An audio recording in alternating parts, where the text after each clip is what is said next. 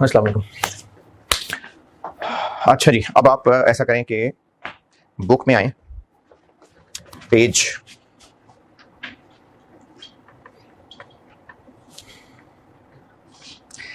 पहले आए, पहले पेज पे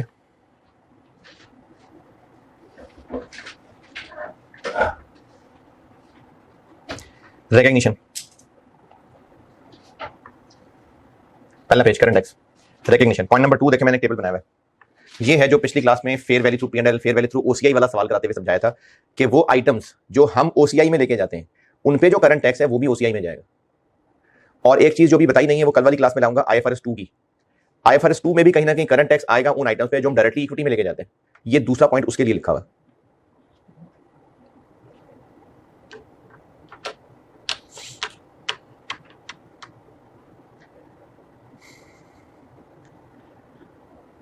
और तीसरा point otherwise current tax P&L में ही आता है।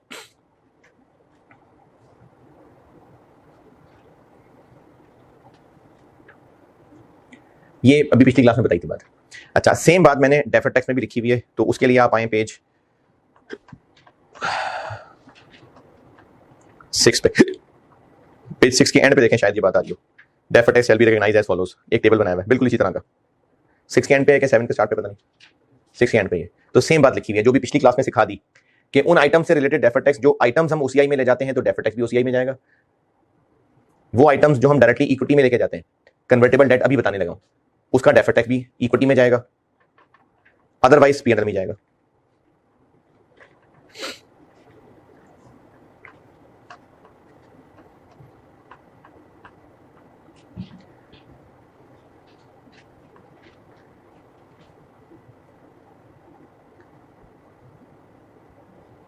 ठीक है। अच्छा, अब आए पेज 10 पे।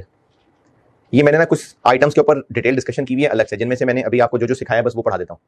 पेज 10 पे देखें, एक शेडेड सा बड़ा सा टेबल बनाया हुआ मैंने। पेज 10, 11 कहाँ है? Page 10, detail discussion on certain items. 9 कैंड से शुरू हो रहा है, detail discussion on certain items.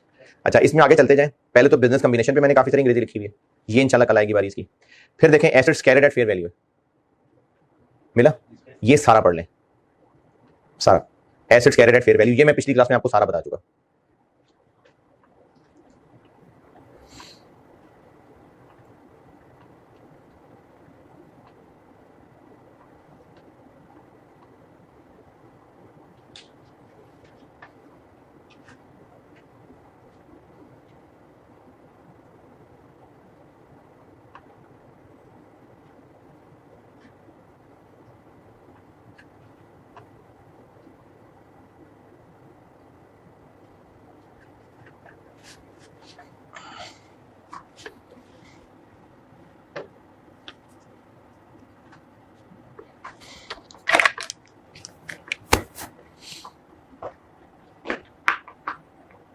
जी अच्छा, इससे कोई 2-3 पैराग्राफ आगे मैंने हेडिंग दी हुई है कंपाउंड फाइनेंशियल इंस्ट्रूमेंट्स की, या कन्वर्टेबल दी होगी, कन्वर्टेबल डेट।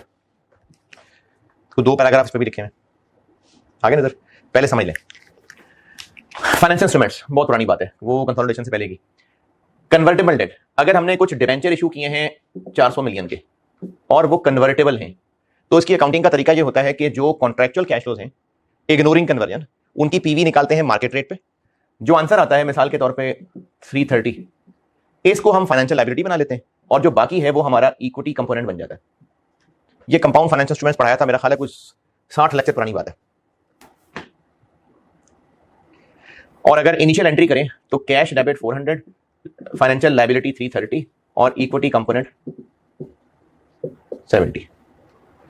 उसके बाद इस लायबिलिटी के साथ IFRS 9 अमोर्टाइज कॉस्ट वाला ऑनवर्ड सलूक होना शुरू हो जाएगा। ये कंपाउंड फाइनेंशियल इंस्ट्रूमेंट्स IAS 32 में बताया था। अब हम IAS 12 की डिस्कशन करते हैं। जब हम डिवेंचर्स लायबिलिटी को डेफर्ड टैक्स की वर्किंग में लिखेंगे, तो चलो अभी जितना सामने लिखा है उसी की बात कर लेते हैं। डिवेंचर्स की कैरिंग अमाउंट क्या आ रही होगी? 330। टैक्स बेस वो पूरी 400 आ रही होगी। वो टैक्स पर्पसेस के लिए तो लोन 400 का है। तो अब ये जो डिफरेंस आ जाएगा, क्या ये डिफरेंस कहीं P&L में गया? इक्विटी में गया ना, तो इस डिफरेंस की वजह से डेफर्ड टैक्स भी आएगा, वो भी इक्विटी में, इसी में जाके नेट हो जाएगा। OCI में नहीं गया, ये इक्विटी में गया है।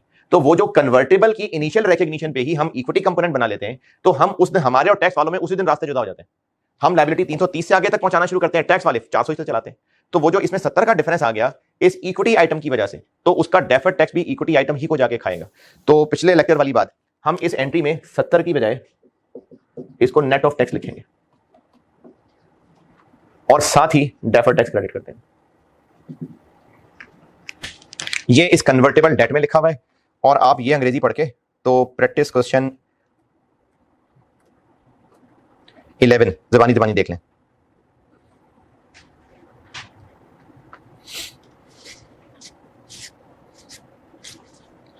प्रैक्टिस क्वेश्चन 11 जबानी जबानी देख लें, क्योंकि वैसे भी आपको याद तो होगा नहीं, तो इसलिए जबानी ही देख लें। पहले ये चैप्टर में अंग्रेजी पढ़ लें जो 2 पैराग्राफ लिखे हैं,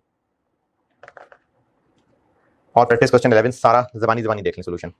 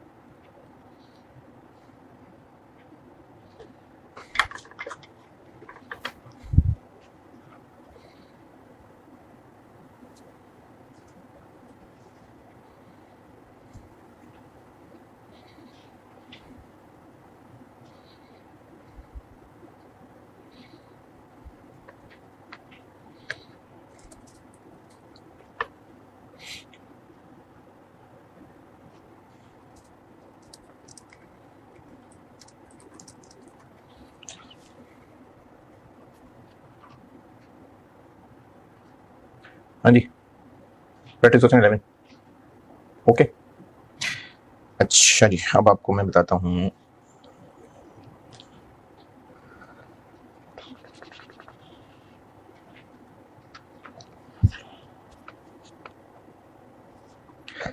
हाँ जी, अब आए आप चैप्टर में, पेज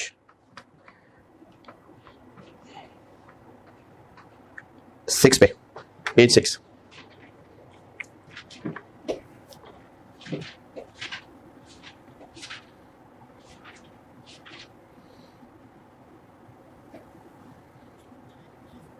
ये जहां मैंने बड़ी सी हेडिंग रिकग्निशन की दी है, पेज 6 के टॉप पे पहुंचे। इसमें एक हेडिंग है डेफर्ड टैक्स लायबिलिटी, उसमें काफी सारी अंग्रेजी लिखी है, और एक हेडिंग है डेफर्ड टैक्स एसेट, उसमें काफी सारी अंग्रेजी लिखी है। पहले डेफर्ड टैक्स लायबिलिटी वाली एक बात बताता हूं। अगर टैक्सेबल डिफरेंस है तो हम बना रहे होंगे डेफर्ड टैक्स लायबिलिटी, लेकिन इसकी कुछ एक्सेप्शंस हैं, उन पे डेफर्ड टैक्स लायबिलिटी नहीं बनानी। एक एक्सेप्शन है गुडविल, वो कल जब मैं आपको कंसोलिडेशन से मिक्स करके बताऊंगा ना IAS 12, उसकी रीजन तब बताऊंगा। दूसरी चीज है ऐसा एसेट और लायबिलिटी जिसको टैक्स वाले कभी भी किसी भी नाम से, किसी भी रास्ते से, किसी भी शक्ल में इनकम स्टेटमेंट में लाएंगे ही नहीं।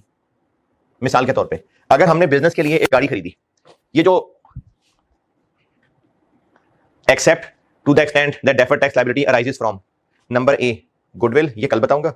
Number B initial recognition. ये जो सारी अंग्रेजी लिखी हुई ना, इसका मतलब बता रहा हूं। अंग्रेजी पढ़नी हो तो पढ़ लेना, लेकिन इसका मतलब बता रहा हूं। इसका मतलब यह है कि ऐसा एसेट और लायबिलिटी, बल्कि एसेट कह लेते हैं, जिस पे टैक्स वालों ने कभी भी किसी भी नाम से कोई भी इनकम स्टेटमेंट में डिडक्शन अलाउ नहीं करनी। मिसाल के तौर पे हमने एक गाड़ी खरीदी और टैक्स वालों ने कहा कि ये गाड़ी आपने बिजनेस पर्पसेस के लिए नहीं खरीदी, हम नहीं मानते, ये तो सेठ साहब यूज करते हैं, तो उसकी वो कोई डिडक्शन अलाउ नहीं करेंगे। तो हमारी बुक्स में तो वो एसेट आएगा, डेप्रिशिएट भी होगा, लेकिन टैक्स वाले उस पर कोई डिडक्शन अलाउ करेंगे ही नहीं। तो उसकी टैक्स बेस क्या होगी? जीरो। तो जब टैक्स बेस जीरो होगी तो उस पर टैक्सेबल डिफरेंस आ जाएगा, तो डेफर्ड टैक्स बन जाएगा। क्या कॉन्सेप्चुअली उस पर डेफर्ड टैक्स बनना चाहिए? क्यों नहीं? तो ऐसे एसेट को हम एक्सेप्शन कह के अपनी टेबुलर वर्किंग और टैक्स साइड पे कर देंगे। ये मैंने जब आपको कल टेबुलर वर्किंग बताई थी तो उसमें पॉइंट कहा था कि एक्सेप्शन को इस टेबल में नहीं लिखना। दोबारा सुन लें, डेफर्ड टैक्स लायबिलिटी बनाया करते हैं अगर टैक्सेबल डिफरेंस है तो, लेकिन इसकी एक एक्सेप्शन है। एक एक्सेप्शन गुडविल है, वो कल बताऊंगा, और एक एक्सेप्शन ऐसा एसेट जिसपे टैक्स वालों ने कभी भी किसी भी नाम से, किसी भी रास्ते से कोई डिडक्शन देनी ही नहीं है। क्या राइट ऑफ यूज भी इसमें आएगा? नहीं, टैक्स वालों ने वो लीज पेमेंट्स के नाम पे डिडक्शन दे देनी है, तो राइट ऑफ यूज नहीं इसमें आएगा। आलो के 2 साल पहले IAS चेंज हो गया था और राइट ऑफ यूज और लीज लायबिलिटी को उसने इस पॉइंट बी के पॉइंट 3 में कवर कर लिया था। ये 2 साल पहले ऐड हुआ था, उससे पहले ये नहीं होता था। ये उन्होंने राइट ऑफ यूज को कवर करने के लिए अंग्रेजी लिखी थी। लेकिन ये जो बी की सारी अंग्रेजी लिखी है ना, इसका लुबेलुबाब ये है कि ऐसा एसेट जिसपे टैक्स वालों ने कभी भी किसी भी साल में किसी भी नाम से किसी भी रास्ते से कोई डिडक्शन अलाउ नहीं करनी, वो एक्सेप्शन होगा, और डेफर्ड टैक्स की टेबुलर वर्किंग करते हुए उसको कर देंगे हम साइड पे। ये मैंने इसमें एग्जाम नोट करके भी लिख दी हुई है। इसी तरह मैंने मिसाल तो गवर्नमेंट ग्रांट की लिखी है क्योंकि IAS में गवर्नमेंट ग्रांट की मिसाल थी, लेकिन इसकी मिसाल जनरलाइज कर लेते हैं हम। ऐसी एडवांस इनकम जो हमारी बुक्स में लायबिलिटी के तौर पे आ रही है, लेकिन वो इनकम एग्जाम्प्ट फ्रॉम टैक्स है। Advance income deferred tax asset में देखें, इसी तरह का एग्जाम नोट का डब्बा बना हुआ है। डेफर्ड टैक्स एसेट में इसी तरह का एग्जाम नोट का डब्बा बना हुआ है, उसके अंदर मिसाल क्या लिखी हुई है, गवर्नमेंट ग्रांट। वो मैंने गवर्नमेंट ग्रांट इसलिए लिखी है क्योंकि उस पर ओरिजिनल आईएएस में गवर्नमेंट का जिक्र है, लेकिन मैं जनरलाइज के ऐसी एडवांस इनकम, एडवांस जो हमारे उसमें लायबिलिटी आ रही है, लेकिन वो एग्जाम्प्ट फ्रॉम टैक्स है, लेकिन वो एग्जाम्प्ट फ्रॉम टैक्स है। तो टैक्स बेस की डेफिनेशन पूरी करें उस पर, तो क्या टैक्स बेस आएगी, एडवांस इनकम आ रही है, लेकिन वो एग्जाम्प्ट फ्रॉम टैक्स है। कैरिंग अमाउंट माइनस वो अमाउंट जिस पे टैक्स नहीं लगेगा, तो सारी की सारी पे नहीं लगेगा, तो जीरो हो जाएगी ना, तो टैक्स पे जीरो हो जाएगी, लेकिन उस पर डेफर्ड टैक्स कॉन्सेप्चुअली आना चाहिए। क्यों? तो उसको भी हम एक्सेप्शन कह के साइड पे कर देंगे। ऐसी एडवांस इनकम जो हमारी बुक्स में लायबिलिटी आ रही है, लेकिन वो एग्जाम्प्ट फ्रॉम टैक्स है, तो उसको भी एक्सेप्शन कह के साइड पे करना पड़ेगा। तो ये दो एक्सेप्शन के डब्बे याद रख लें जी। अच्छा, एक और चीज, ये भी एग्जाम में टेस्ट हो चुकी हुई है, डेफर्ड टैक्स एसेट क्यों बनाते हैं हम? क्योंकि हमें कल को टैक्स में फायदा होगा। कैरेट फॉरवर्ड लॉस पे डेफर्ड टैक्स एसेट क्यों बनाते हैं? ताकि कल को जब हम उसको ब्रॉड फॉरवर्ड लॉस कह के लेस करेंगे तो टैक्स कम बनेगा। लेकिन अगर हमें उम्मीद है कि अगले 5-10 साल हम लॉसेस से बाहर ही नहीं निकल पाएंगे, और ये जो अभी का कैरेट फॉरवर्ड लॉस है ये जाया हो जाएगा। क्यों जाया हो जाएगा? क्योंकि टैक्स वालों ने तो 6 साल की लिमिट दे दी। तो अगर हमें उम्मीद है कि कल को हमने लॉसेस उठाने हैं और हम इसका बेनिफिट ले ही नहीं पाएंगे, तो फिर डीटीएन नहीं बनाएंगे। ये डेफर्ड टैक्स एसेट का लास्ट पैराग्राफ पढ़ लें, ये एग्जाम में टेस्ट हो सकती है, बात हो भी चुकी है। टू द एक्सटेंट वाला, यानी हम डेफर्ड टैक्स एसेट जरूर बनाएंगे, लेकिन to the extent that it is probable.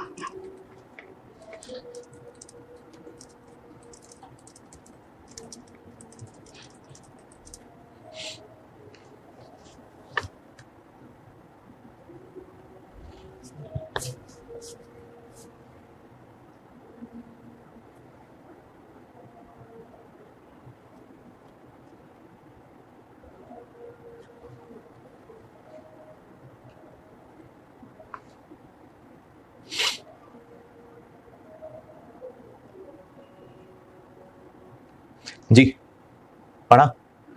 अच्छा जी, पेज 1 2 3।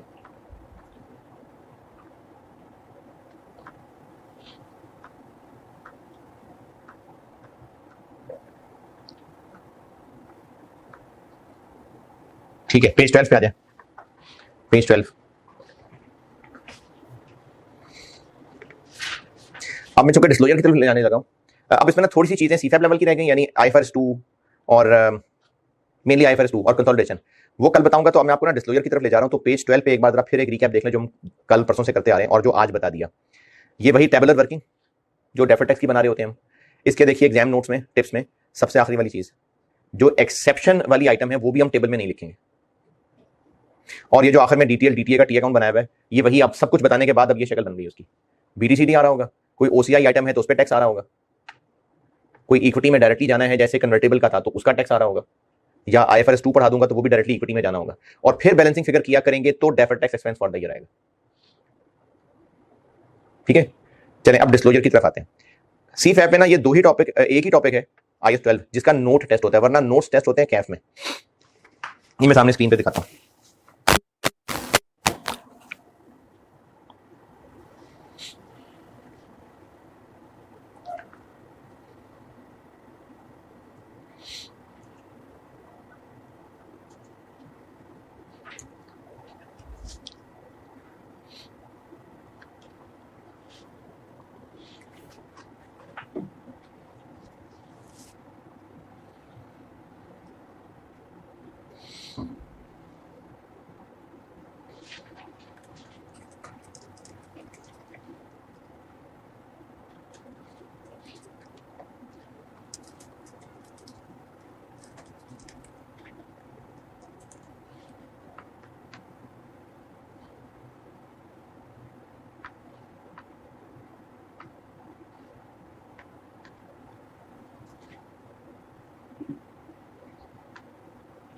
अच्छा, ये मैं अभी ना सामने स्क्रीन पे खोलता हूँ, एक लाइन मैंने अभी अमेंड की है, तो वो बुक में हाथ से लिख लीजिएगा। फिर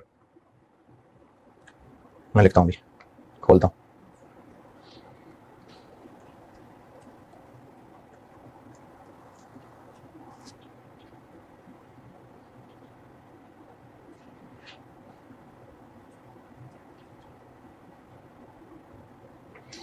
यार ये रेहान चाहिए।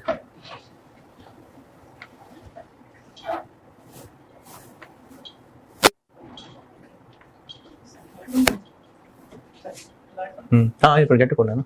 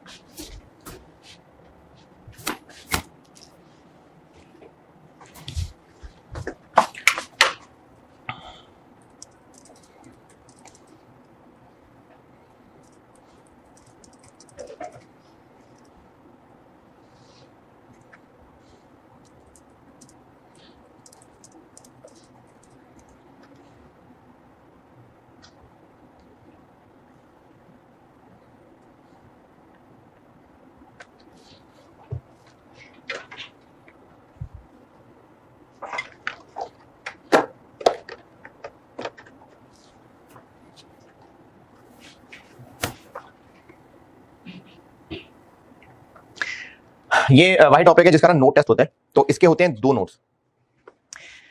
एक जो एसओएफपी के अंदर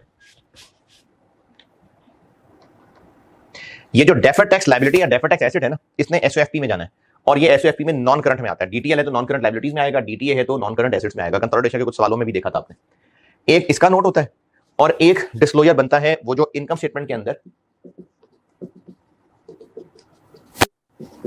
ये एक इसका नोट बनता है। यानी एक नहीं नजर आ रहा, एक जो एसओएफपी के फेस पे डीटीएल या डीटीए आना है, एक उसका नोट है, और एक जो इनकम स्टेटमेंट के फेस पे टैक्स एक्सपेंस आना है, एक इसका नोट है। 2 नोट है, और ये आपको सवाल में पहचानना पड़ेगा कि कौन सा नोट मांगा हुआ है। जैसे अभी मैंने फाइल खोली हुई है तो दिखा देता हूं। ये था जी रिसेंट अटेम्प्ट का आईएएस 12 का सवाल। Prepare relevant notes on taxation and deferred tax liability, तो दोनों मांगे में।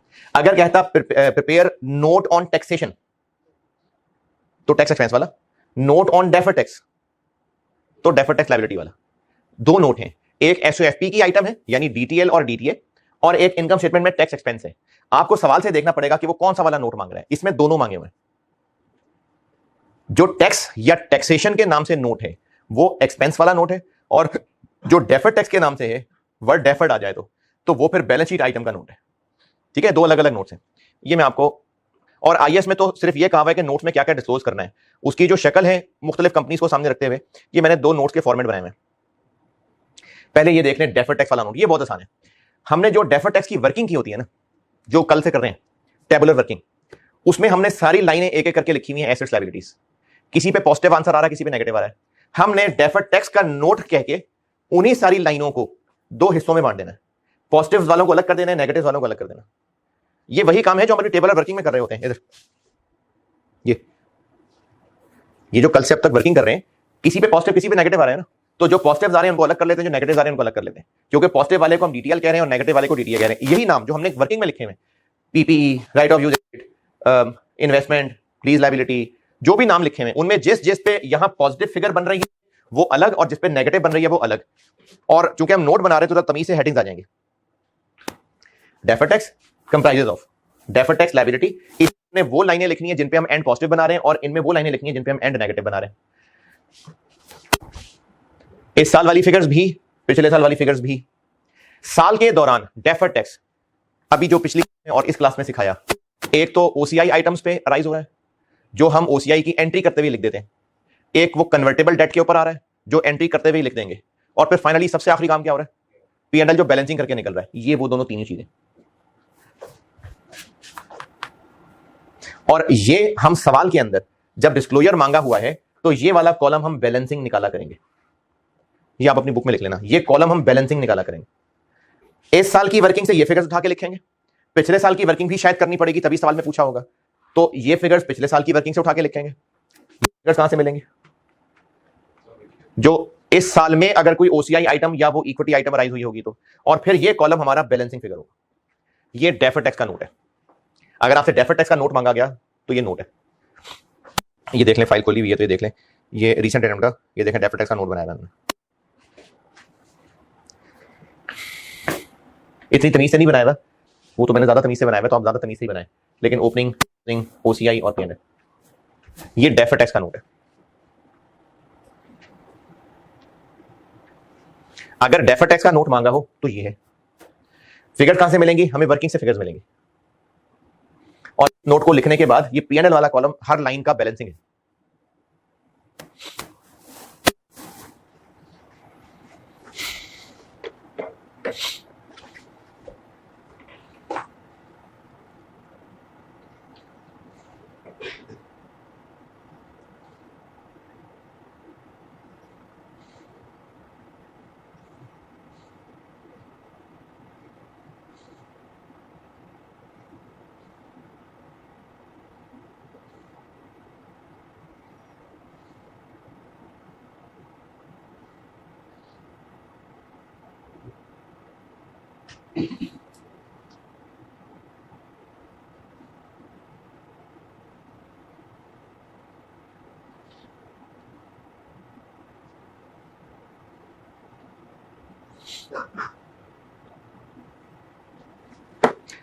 हाँ जी, डेफर्ड टैक्स।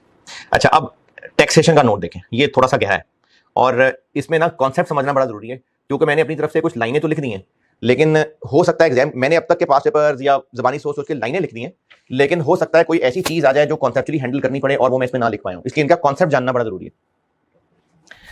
इस नोट के ना दो हिस्से हैं।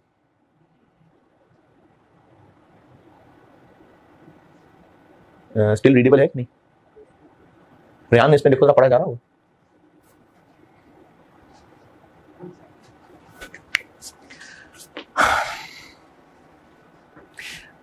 टैक्सेशन यानी जो इनकम स्टेटमेंट के फेस पे आना है, वो दो चीजों से मिलकर बनना है, करंट टैक्स और डेफर्ड टैक्स।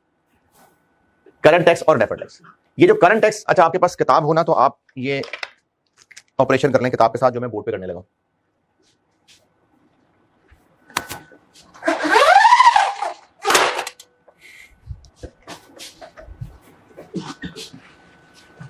ये लाइट इनके बीच में आ रही है रेहान, के कहीं इधर उधर हो रही है?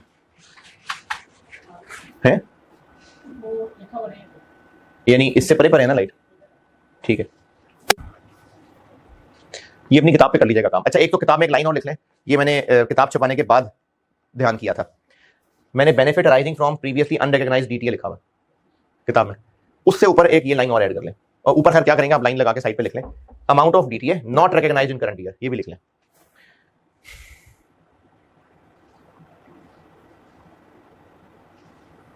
Amount of DTA not recognised in current year, positive लिखिएगा इसको।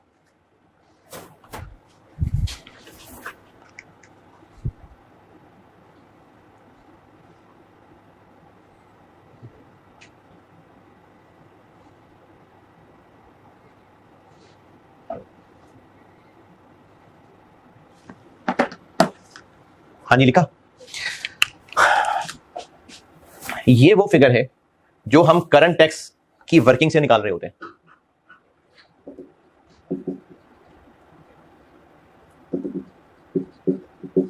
ये जो मैंने आपको कल कैफ के 2-3 सवाल कराए थे, करंट टैक्स की वर्किंग हम कर रहे होते हैं ना, ये वो फिगर होगी, करंट टैक्स और करंट ईयर। सीफैप में ये पॉइंट ना होने के बराबर है, कैफ में ही होता है, लेकिन बताना तो है। ये जो फिगर है ये सवाल में गिवन होनी चाहिए, current tax for prior year. ये क्या होता है current tax for prior year? मैंने बताया था करंट टैक्स पढ़ाते हुए कि पुरानी कोई रिटर्न थी, उस पे टैक्स वालों ने अब असेसमेंट करके हमसे और एडजस्टमेंट मांगे भी हो सकते हैं, पुराने वापस भी करने हो सकते हैं, इसलिए पॉजिटिव भी हो सकता है, नेगेटिव भी हो सकता है, आपको सवाल में गिवन होना चाहिए।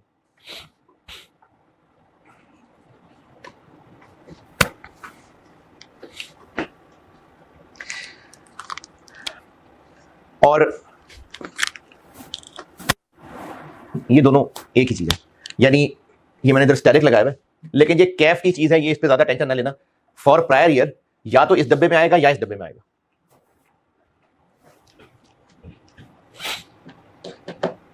आपको गिवन होगा दोनों में से किसी एक डब्बे में आएगा।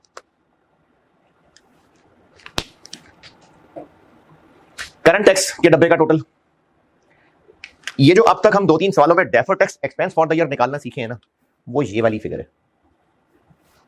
और ये मैं आपको ऐसे बता देता हूं, डेफर्ड टैक्स की जो वर्किंग बना रहे थे,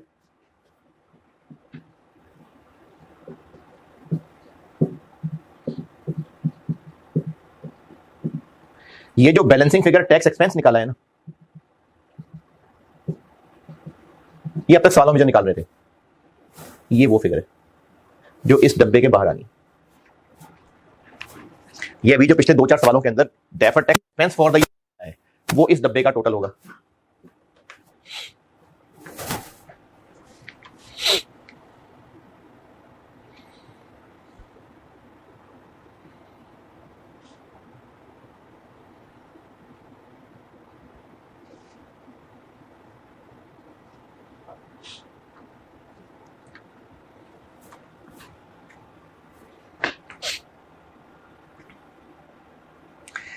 अच्छा, ये मैं आज एक सवाल करा रहा हूं जिसमें इस डिस्क्लोजर की प्रैक्टिस, तो ये वाली चीज मैं कल बताऊंगा। ये वाली चीज मैंने यहां नीचे वर्किंग बंद करा के लिखी भी हुई है। अब रह गई ये फिगर, तो ये फिगर आप जब इस डब्बे का टोटल लिख चुके हो तो ये फिगर आपने बैलेंसिंग निकालनी है। ये इस डब्बे की बैलेंसिंग फिगर है।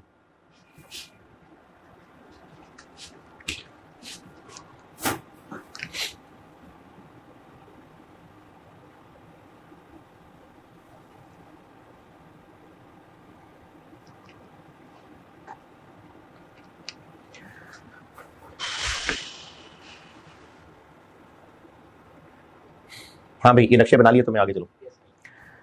ये टोटल टैक्स एक्सपेंस है जो इनकम स्टेटमेंट के फेस पे आना है, करंट टैक्स और डेफर्ड टैक्स को मिला के।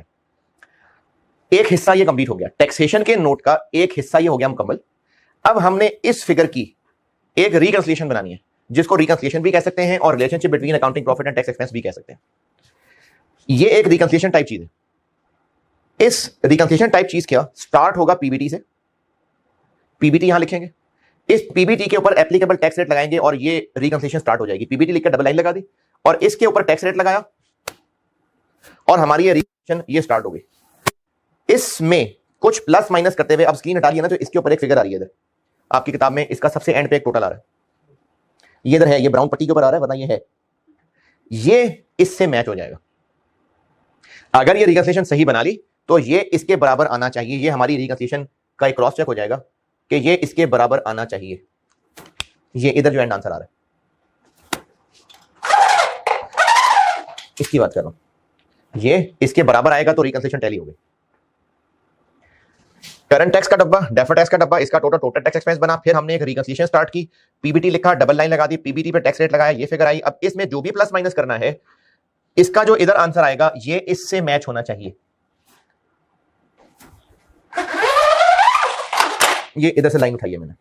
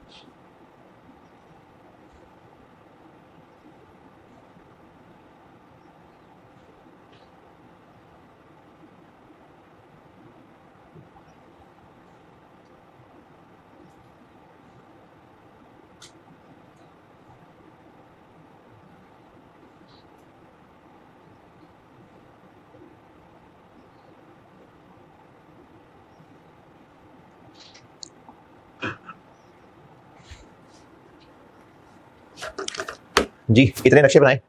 अच्छा, अब ये नक्शों के बगैर मैं स्क्रीन पे दिखा देता हूं। अब मैं आपको ना इन सारी चीजों की रीजन समझाने लगा हूं। रीजन समझ आ गई तो फिर अगर कोई इनके अलावा भी आइटम सवाल में टेस्ट हुई तो आप कर सकेंगे।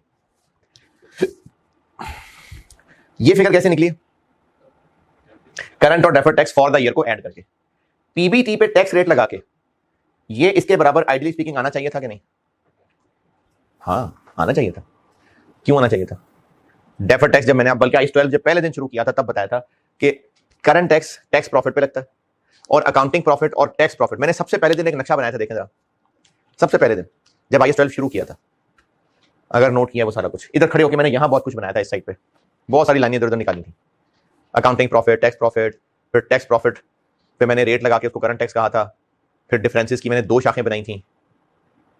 एक डिफरेंस वो था जो टाइमिंग की फर्क की वजह से है, एक वो था जो टैक्स वाले रिकॉग्नाइज ही नहीं करते। तो डेफर्ड टैक्स किस पे बनाया था?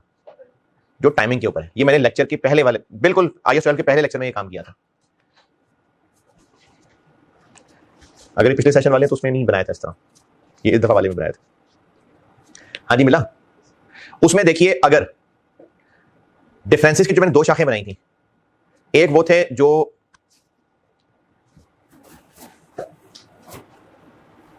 जो डिफरेंसेस टाइमिंग के फर्क है, और एक वो थे जो टैक्स वाले रिकॉग्नाइज ही नहीं करते।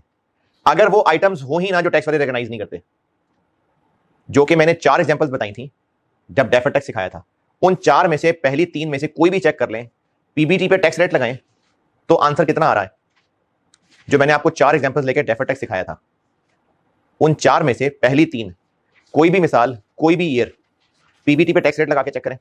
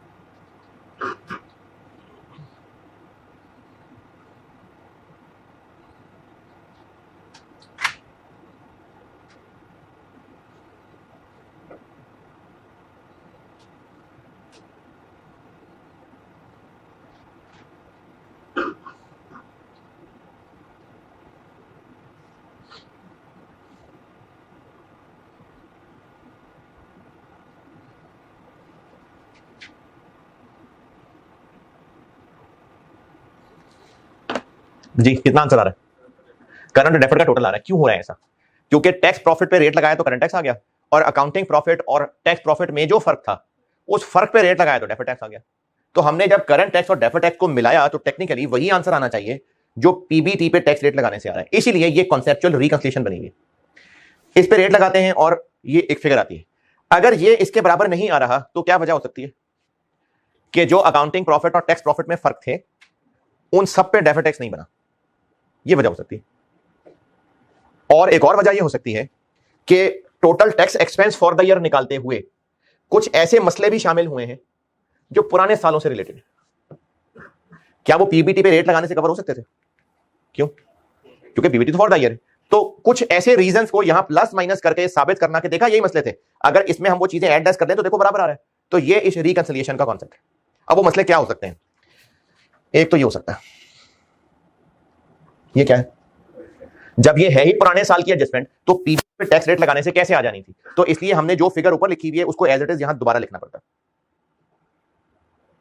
तो ही इसके साथ मिलकर ये से टैली करेगा। ये टैक्स फॉर प्रायर ईयर हमें फिर खुद से यहां लिखना पड़ेगा। एक चीज, ये जो इफेक्ट ऑफ रेट चेंज है, ये चूंकि कल बताऊंगा तो यही फिगर यहां लिखी होती है, ये तो ये मैं भी नहीं समझा रहा। बाकी चीजों को देखते हैं। हम डेफर्ड टैक्स उन आइटम्स पे बना रहे हैं जिन पे टैक्स वालों के साथ टाइमिंग का फर्क है, और जिन चीजों पे टैक्स वालों ने कोई रिकॉग्निशन करनी ही नहीं है, उन पे डिडक्शन देनी ही नहीं, उन इनकम से टैक्स लगाना ही नहीं, उन पे डेफर्ड टैक्स आएगा। तो ऐसी कोई मुआफ इनकम या हराम एक्सपेंस, मुआफ इनकम या हराम एक्सपेंस, अगर कोई मुआफ इनकम या हराम एक्सपेंस हमने for the year income expense बनाया हुआ है और उस पर तो टैक्स ट्रीटमेंट ही नहीं है, तो मसला क्या आ रहा है? हाँ जी इधर देखें, मसला क्या आ रहा होगा?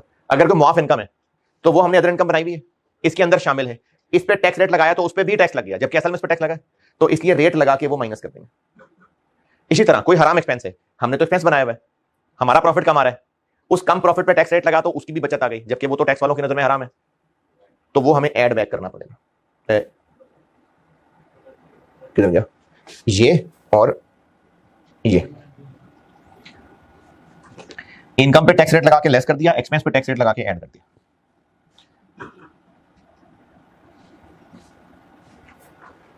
और क्या फर्क हो सकता है? और ये फर्क हो सकता है कि पिछले साल हमने कुछ डेफर्ड टैक्स एसेट बनाना था, वो तब नहीं बनाया था। क्यों नहीं बनाया था? तब हमें हालात नहीं लग रहे थे कि इससे फायदा मिलेगा। यानी पिछले साल 40 मिलियन का कोई कैरी फॉरवर्ड लॉस था, पिछले साल कोई कैरी फॉरवर्ड लॉस था 40 मिलियन का, 40 मिलियन का कैरिड फॉरवर्ड लॉस था, इस पे डीटीए बनना चाहिए था। क्यों नहीं बनाया होगा? हमें तब फ्यूचर में उम्मीद नहीं होगी, तो तब डीटीए नहीं बनाया। लेकिन इस साल हमें बहुत प्रॉफिट हो गया, तो उस 40 मिलियन का क्या हुआ होगा? ना वो ब्रॉड फॉरवर्ड लॉस क्या एडजस्ट कर लिया होगा। इस साल हमने उसका बेनिफिट ले लिया होगा, तो इस साल उसका बेनिफिट ले लिया होगा जब पे उस पर डीटीए बनाया नहीं हुआ था। तो इस साल हमने जब उस पर अचानक से बेनिफिट ले लिया होगा तो करंट टैक्स कम आ रहा होगा। इसलिए हमें वो डीटीए जो पिछले साल नहीं बनाया था लेकिन उसको इस साल क्लेम ले लिया, वो हमें यहां माइनस करना पड़ेगा। अच्छा पिछले साल चलते हैं, पिछले साल उस पर डीटीए बनाना बनता था, नहीं बनाया, बना लेते तो ये फिगर कम आ रही होती, नहीं बनाया तो ये ज्यादा ही आ रही है, इसलिए हमें वो फिगर ऐड करनी पड़ेगी।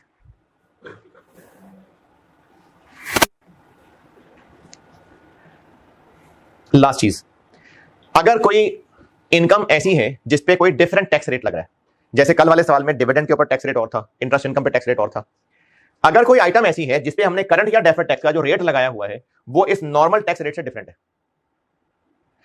तो इसके ऊपर लेट्स से डिविडेंड पे 10% है डिविडेंड इनकम, इसके अंदर डिविडेंड इनकम शामिल है, इस पे 30% लगा लिया, तो उसमें शामिल डिविडेंड इनकम पे भी 30 लग गया, जबकि असल में तो उस पे 10 लगा हुआ, तो 20 ज्यादा लग गया, वो 20 माइनस कर देंगे। मैंने यहां ब्रैकेट से नहीं लगाया कि डिपेंड करता है कि ज्यादा है, तो अगर ज्यादा उस पर रेट लग गया हुआ है तो माइनस कर देंगे, कम लग गया हुआ तो ऐड कर देंगे।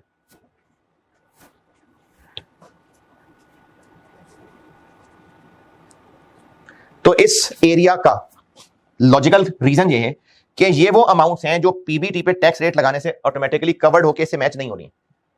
हम अगर इसके लिए कुछ की पॉइंट्स याद रखना चाहें तो ये याद रख सकते हैं, या तो पिछले साल से रिलेटेड कोई एडजस्टमेंट होगी जो ऊपर डली है वो डालनी पड़ेगी, या फिर टैक्सेशन रेट्स के फर्क होंगे, या कोई मॉफ इनकम और हराम एक्सपेंस होगा।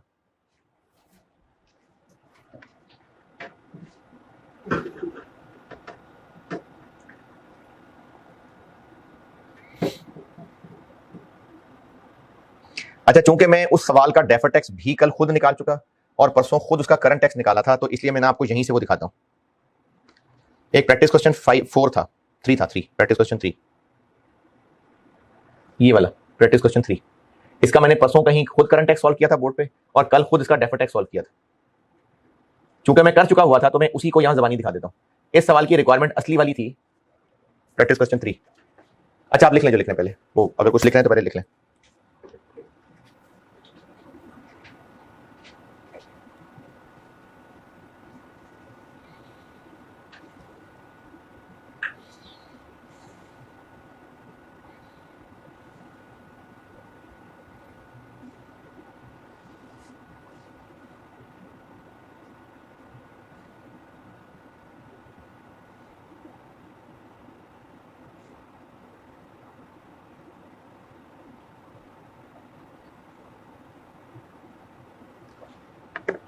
लिख लिया?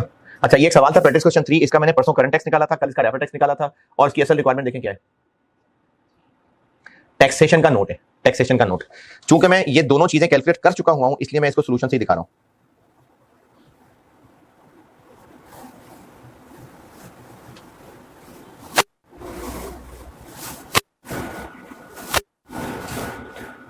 करंट टैक्स निकाल लिया हुआ था, वो ये निकला था। फिर लास्ट पैराग्राफ था जिसमें पुरानी रिटर्न का एक मसला बताया हुआ था, टैक्स वालों ने एतराज किया था और हमें फिर उस पर टैक्स देना था गवर्नमेंट को, तो वो करंट टैक्स और प्रायर ईयर आ गया। और ये कल टी अकाउंट बना के डेबिट साइड में मैंने 2.28 निकाला था, ये मैंने परसों कैलकुलेट किया था करंट टैक्स। ये इस सवाल का लास्ट पॉइंट है जिसमें पुरानी रिटर्न से रिलेटेड टैक्स वालों ने एतराज उठाया, तो करंट टैक्स और प्रायर ईयर। और ये डेफर्ड टैक्स ये कल सवाल बना के डेबिट साइड पे निकाला था मैंने डीटीए के अकाउंट में, डीटीएल के। ये current tax deferred tax add होकर टोटल टैक्स एक्सपेंस बन गया। और अब हमने इसका अगला पोर्शन क्या करना है, वो रिकंसिलिएशन वाला। स्टार्टिंग पॉइंट क्या होगा उसका, पीबीटी। ये पीबीटी आया, सवाल में पीबीटी 80 मिलियन दिया हुआ है, इस पे टैक्स रेट लगाया। इसको टैली इवेंचुअली किससे करना है, इससे। फर्क क्यों होगा, एक तो वो जो प्रायर ईयर का टैक्स था, फिर इस सवाल में एक हराम एक्सपेंस आ रहा था 1 मिलियन की, कोई पेनल्टी थी शायद, और इसी तरह से एक 5 मिलियन की माफ इनकम आ रही थी, ये ऊपर टेबल में दी हुई थी। ये देखें, ये एक माफ इनकम थी और ये एक हराम एक्सपेंस था। तो टैक्स फॉर प्रायर ईयर आया, माफ इनकम आई और ये हराम एक्सपेंस आया, तो ये टैली कर गया। ये 26 ऊपर वाले 26 से टैली कर गया। ये टैक्सेशन का नोट है।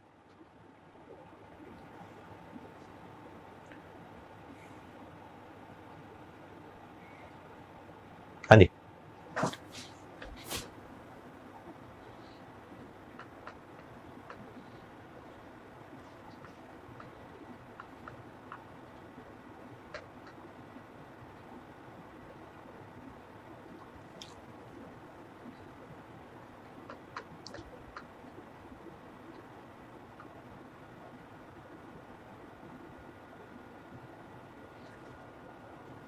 अच्छा ये भी मैं चूंकि कल डेफर्ड टैक्स निकाल चुका था ना, तो इसमें भी एक जबानी बता सकता हूं।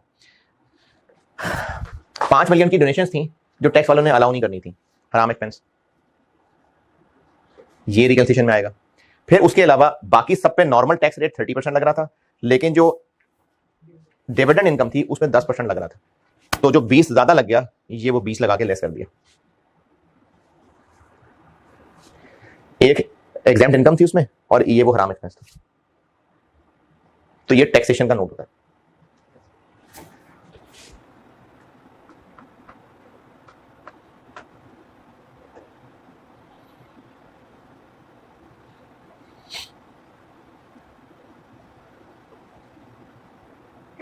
अच्छा ये एक ना कैप का सवाल है, अगर हिम्मत करते हैं तो बोर्ड पे करा देता हूं, खुद ट्राई करना है तो खुद ट्राई कर लेना।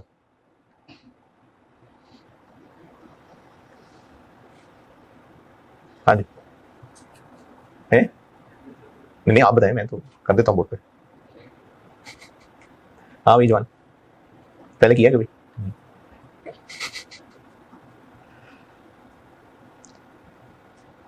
ये प्रैक्टिस क्वेश्चन 8 है, प्रैक्टिस क्वेश्चन 8।